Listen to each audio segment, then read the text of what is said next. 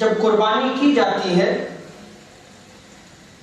اور یہ باعث ثواب ہے، باعث نیکی ہے، تو وہ جانور جو قربانی کے لیے ہم اللہ کے حضور پیش کر رہے ہیں، وہ جانور عیب سے پاک ہونا چاہیے، اس میں کوئی نقص نہیں ہونا چاہیے. کیونکہ جب آپ کسی کو کوئی چیز کو گفٹ دیتے ہیں تو اچھا گفٹ دیتے ہیں،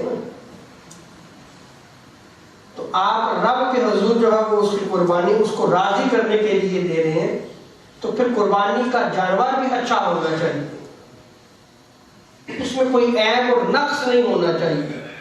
اور اس کی تعلیمات بھی تاجدار کائنات صلی اللہ تعالی علیہ وسلم نے عطا فرمائی. سنن ابو داؤد، جامع ترمذی اور امام بہقی نے سنن الکبریٰ میں اور صحیح ابن حبان میں اس روایت کو نقل کیا گیا ہے. حضرت براء بن عازب رضی اللہ تعالیٰ عنہ نقل کرتے ہیں کہ ہم تاجدار کائنات صلی اللہ علیہ وسلم کے پاس کھڑے تھے تو آقا علیہ السلام نے فرمایا کہ 4 قسم کے جانوروں کی قربانی جائز نہیں ہے. جو جانور کانا ہو اور اس کا کانا ہونا جو ہے وہ ظاہر ہو، اس کی قربانی نہیں ہے.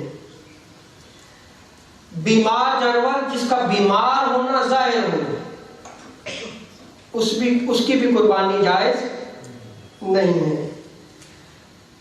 جو جانور لنگڑا ہو اور اس کا لنگڑا ہونا ظاہر ہو، اس کی قربانی بھی جائز نہیں ہے. اور اسی طرح آقا علیہ السلام نے ارشاد فرمایا بوڑھا جانور جس کی ہڈیوں میں گودا نہ ہو، اس کی قربانی بھی جائز نہیں ہے. اب جو بوڑھا جانور ہے وہ سستا مل جاتا ہے. میں آگے اس مسئلے کو بیان کرتا ہوں ذرا چاہیے، لیکن اس حدیث کے اس ٹکڑے کو ذہن نشین رکھیے گا.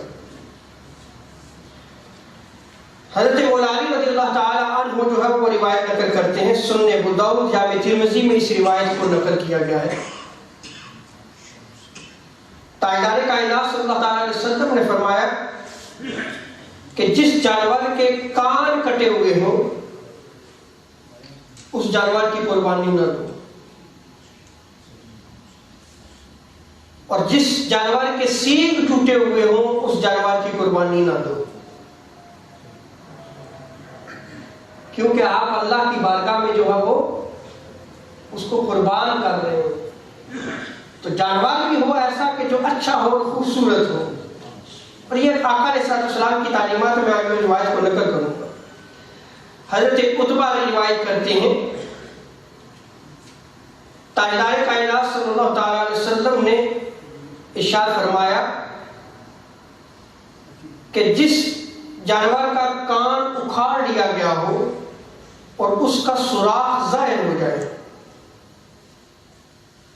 اس کی قربانی بھی جائز نہیں ہے. بعض جانوروں کے کان میں جو ہے وہ سوراخ کر دیا جاتا ہے، اور اس سے اگر روشنی، فقہاء بیان کرتے ہیں کہ اگر اس سے روشنی چھن کر دوسری طرف جاتی ہے تو اس کی قربانی بھی جائز نہیں ہے. اور جس کے سینگ جڑ سے جو ہے وہ اکھاڑ لیے جائیں، جس کی آنکھ میں روشنی نہ رہے، یعنی اندھا جانور، جس کی ٹانگ ٹوٹی ہوئی ہو.